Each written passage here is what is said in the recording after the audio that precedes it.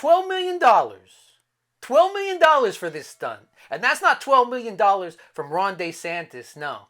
That's not $12 million from the Republican Party, even though this is very much a presidential ad for him.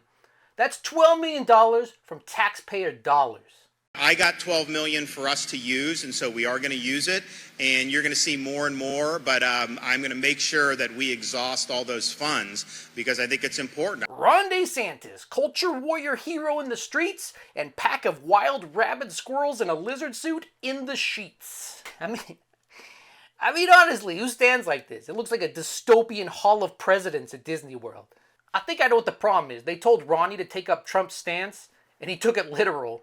Massachusetts state officials scrambling Wednesday evening to help dozens of undocumented immigrants, mostly from Venezuela, flown into Martha's Vineyard. Some of these people, I've been told, traveled months just to get to the border.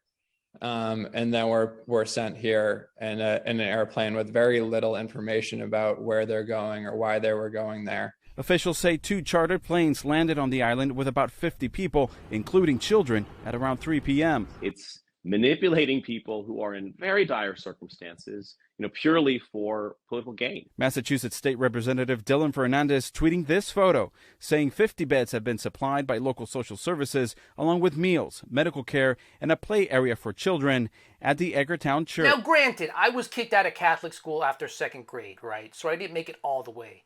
But I don't remember the part where Jesus said, give me your tired, give me your poor, give me your huddled masses so I can traffic them across state lines for an ill-thought-out political stunt. I don't know. If someone could look that up in the Bible for me, just send me the verse. I mean, the party of life to me looks like the godless liberals that, fed them, clothed them, got them health care, a spot to play for the kids. It shouldn't be a surprise to anybody that the party that fights to keep the Confederate flag and statues of Confederate soldiers would see nothing wrong with using humans as objects. Literally, their whole wealth in the past and culture rest on that notion. Let's get back to that $12 million, all right? So Gavin Newsom is taking a chunk of the budget and returning our tax dollars to us to help fight the inflation costs. This chud right here is using yours to run for president. Party of fiscal responsibility, my ass. Just wait until those Disney taxes kick in.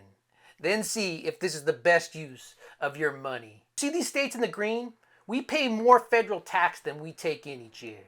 We subsidize the failed policies of red states. We subsidize Ron DeSantis' culture war with almost $2,200 per person in Florida. We spend nearly $7,000 on Mississippi, a state that hasn't balanced the budget since there was slavery.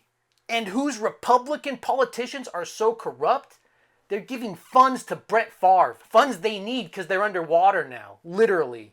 Kentucky, South Carolina, 2 states that can't balance a budget and rely on us, the blue states, to keep them afloat. Yet what do they have? They have 2 senators in there that have been there for like 50 years. Their seats have permanent ass marks. And for the chuds watching, I don't really speak Chud. So here's Q-Beast to kind of fill you in on what I'm trying to say.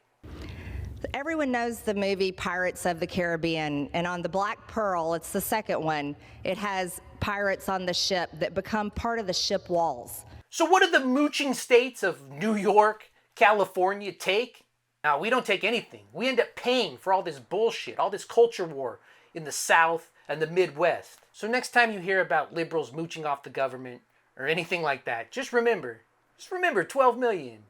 12 million for culture wars. I'm going to tell you this right now. Republicans want the culture war. They need the culture war because without the culture war, the citizens in this country will recognize that there's actually a class war. Chad the Chud. Biden's really, really reckless policies.